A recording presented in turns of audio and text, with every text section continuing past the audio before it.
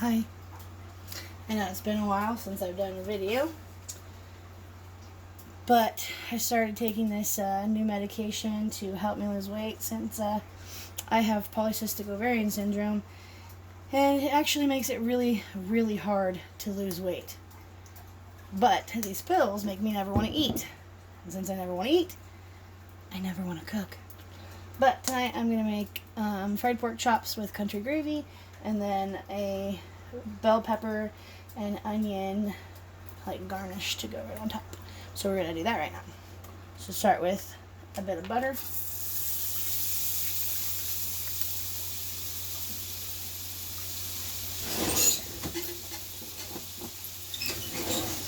That going in your pan.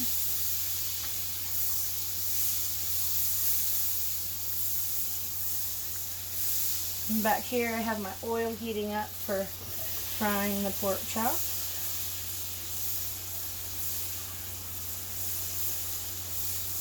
Just make sure your butter's nice and melted. Oh my goodness. And then I have a bit of garlic right here. And just gonna throw that in there. And, whoa. Once it's flavored, right about now, I'm going to go ahead and cool this oil down, or butter down, by throwing in my vegetables. That way the garlic's not going to burn.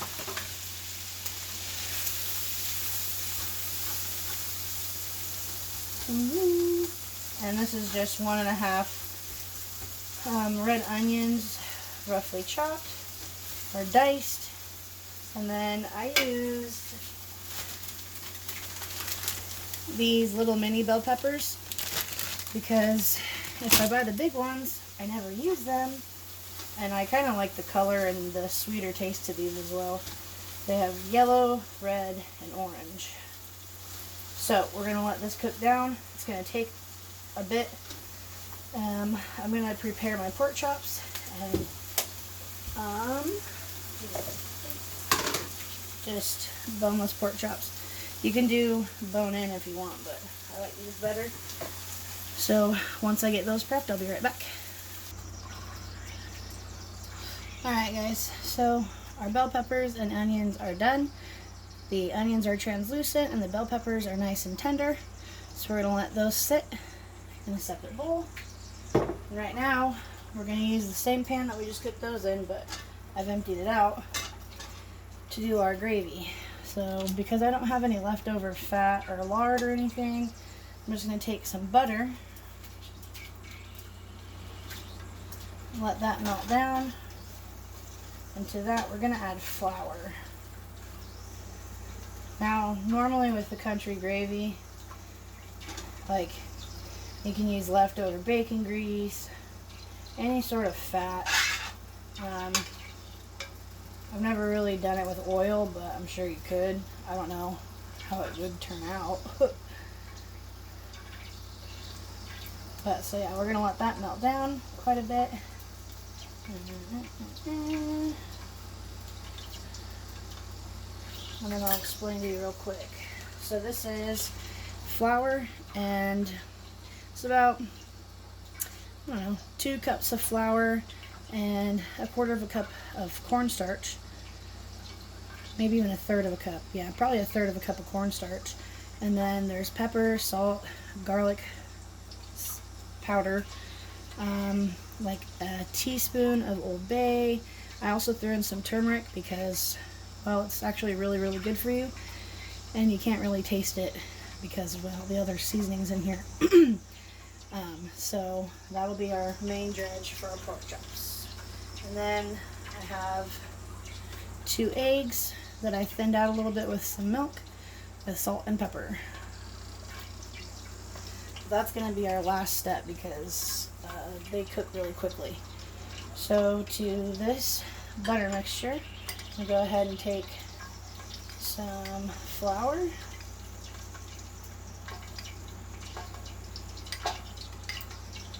probably about 4. I'm using a lot of butter because I'm making more gravy than I normally would, so I have to use my flour. So about 3 tablespoons worth of flour. So, making a roux basically. So, to this, we're going to add our milk. You see how it's kind of clumping up right here? Now, you don't have to start it like this. You can actually use more butter or less flour, and it'll just become a creamy mixture that you can then add the water or the milk to. A lot of people like to let it cook down, the flour cook down a little bit, so it gets rid of that floury taste, but I kind of like it, so I don't really let it cook down that much. So to this, we're going to add our milk.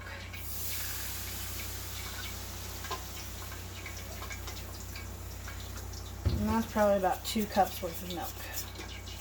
2.5 cups. Then immediately you're going to take your fork and just go throughout the pan and find those chunks if there are any and just press them down onto the bottom of the pan. You want to use the flat side of the fork and just press them down into the bottom of the pan, and they're going to dissolve, and that's what's going to make your gravy nice and thick. Without the roux, your gravy will not get thick. Another important thing is if while you're making your gravy and you realize it's not as thick as you'd like it, instead of adding flour straight to it, you need to take another container, bowl, or cup that has nothing in it, and I can't even remember if it's flour to liquid or liquid to flour. I think it's flour. I think it's liquid to flour. So basically, have a little bit of flour right here. This is going to be my thickening agent. I would take some of this gravy liquid and put it into the flour, and then let it thicken up in there, stir it to where it's smooth, add it right back to your pan, immediately stir so it dissolves into the rest. If you add flour right back into the gravy, like just take some of this flour and just pour it on top, you're just going to make dumplings, and then you have to start all over. So I'm going to let this thicken up. I'm going to get my pork chops dredged, and I will be right back. Alright guys, so this is already starting to thicken up. You really want to just constantly pay attention to it, because if you didn't get all the lumps out, they'll burn and stick to the bottom, and then your gravy's ruined. And then while sitting on the heat, I have this on medium, you basically want to fairly constantly stir the bottom, because that's where it's going to thicken up the most, and you always want to pick up that stuff from the bottom and make sure that it's being incorporated back into the rest of the liquid. I mean, this is going to thicken up and pretty much be done in just a couple of minutes. So right now, I'm going to go ahead and add salt. I've been doing this forever, so I don't even have to measure how much salt. It just is basically, there's a specific taste that country gravy has with salt and pepper. So I'm going to do a couple of teaspoons of salt, and then 1 good pinch of pepper. Now, don't over season it at the beginning, because you can't really take salt away or pepper, but you can always add to it later if there's not enough salt or pepper for you. So just mix your seasonings in. I'm just going to let it sit here, continue to thicken up, always stirring the bottom to make sure we're not sticking. And then real quick, I'm going to dredge some of these pork chops real quick so you can see that. So, flour first. Make sure it's completely coated. Flour. Egg. And then back into your flour.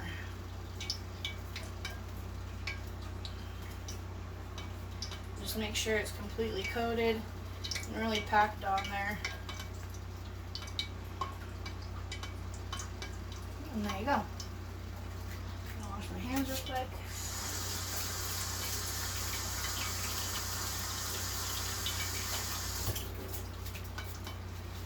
Now there is a method of dredging things that allows your hands to not really get super messy, and that's to use the one hand for egg and the other for your dry seasonings with the flour.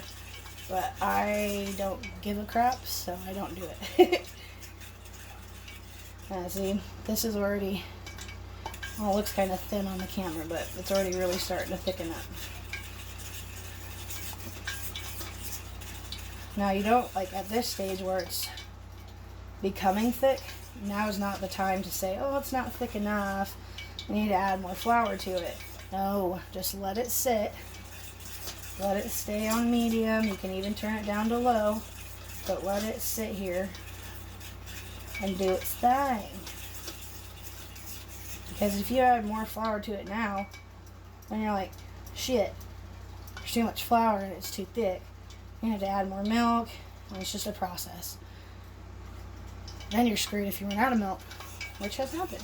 Still, just let it sit. Let it do its thing.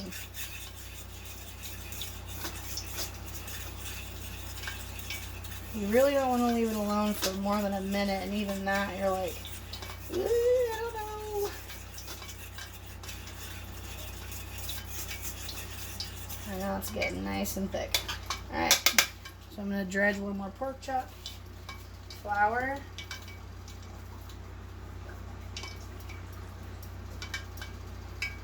egg. Make sure you got egg on all sides. Back into the flour. My oil sounded very hot, but once I put the pork chops in it, it's going to cool the oil down. So, see, so right here, this is starting to boil. Make sure that you're turning your temperature way down to low or even just warm. And that wasn't even like I think maybe a minute, and it's already sticking to the bottom.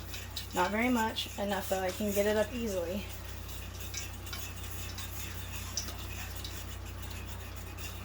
So now, it's really hard to tell on camera how thick it's actually getting, but I'm actually going to turn my burner off. As my friend Jason put it, on my sweet 1960s stove. But hey, it works.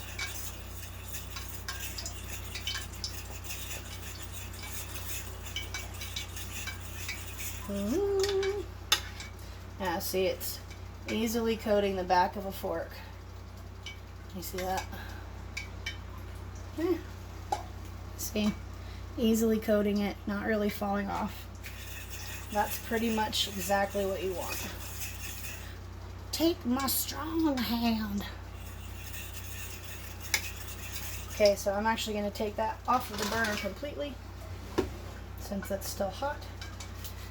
I'm going to dredge the rest of my pork chops and throw them in my oil. Now these cook really easily and really quickly, so they only need a couple of minutes on each side.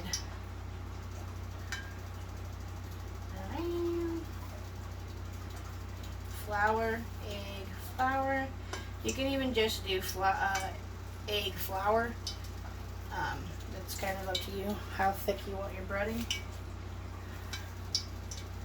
But the flour, adding the flour first gives your egg something to really stick to. And then the egg is also giving your second layer of flour something to really stick to while it's, in a lake of fire. Important thing, before you dredge your pork chops, season them with salt and pepper on both sides. Alright, I'm going to wash my hands real quick.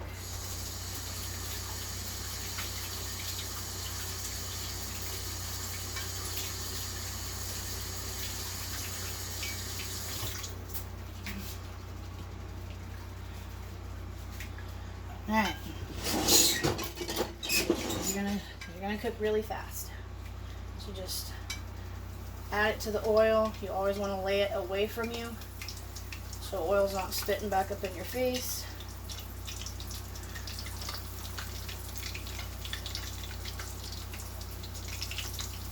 I'm like, lay it away from you, and then I don't do it. Okay, so those are gonna sit in here.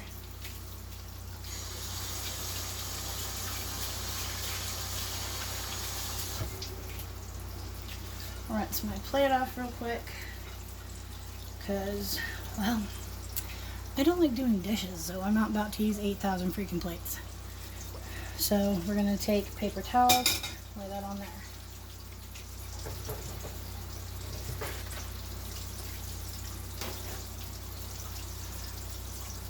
Just one more layer of paper towels.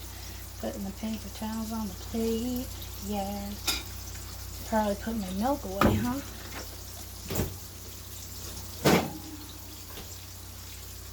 Alright, so just let those sit.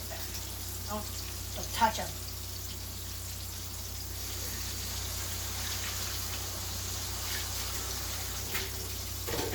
Now's a good time to clean up after yourself.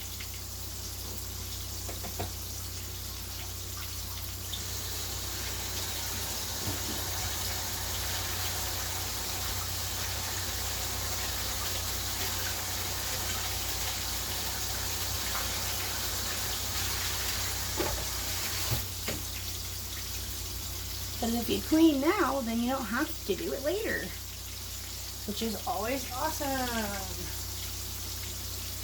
Always helps when you're cooking to have a sink full of hot soapy water ready.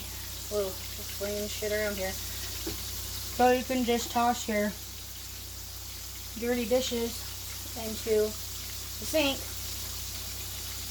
and then any free chance you get, you just go start washing. Alright, so I'll show you this gravy. It's about the thickness I like it. Sticking to the back of the fork, good to go. Now here's where, if you want it thicker, you can go ahead and add flour to a separate bowl with milk and then stir it back in. Ooh. Okay, no more salt, but it does need pepper. I like it extra peppery.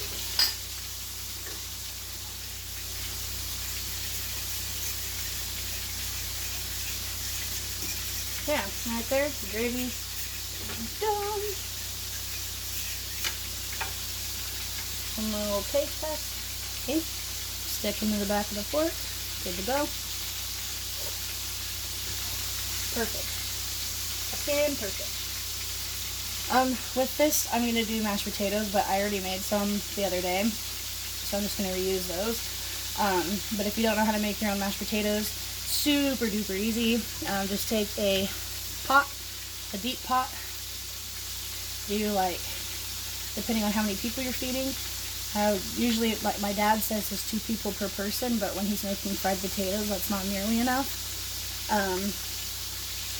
So yeah, 2 potatoes per person. So if you're feeding a family of 4, 2, 4, 6, 8 potatoes, just have them down the middle, quarter them, stick them in a pot of boiling water that you've salted a little bit, and let them boil until they're tender.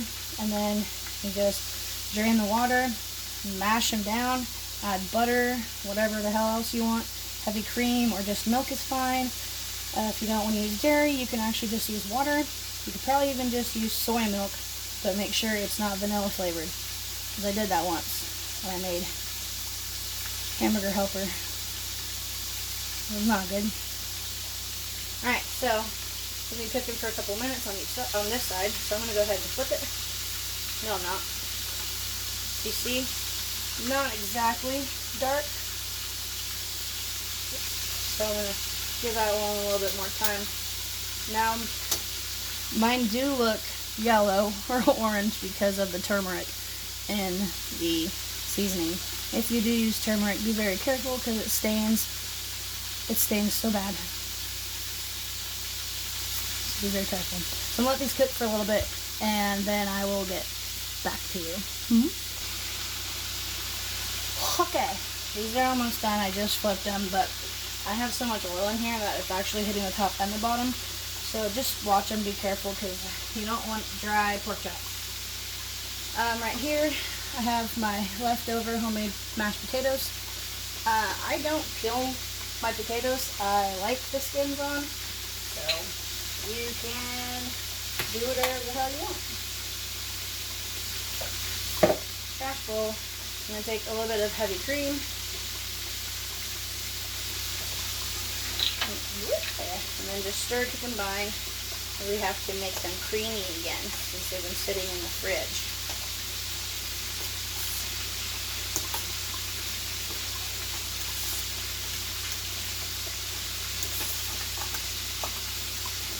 And I have these on medium, low heat. Just need to heat them through.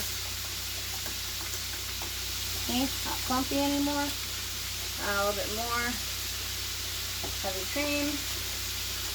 Kind of depends on the texture that you like for mashed potatoes.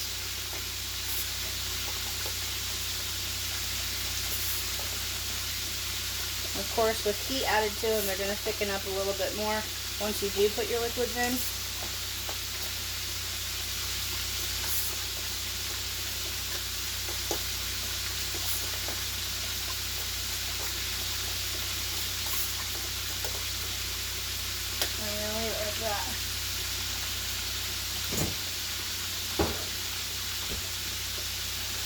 Just leave those to heat through. These are just about done.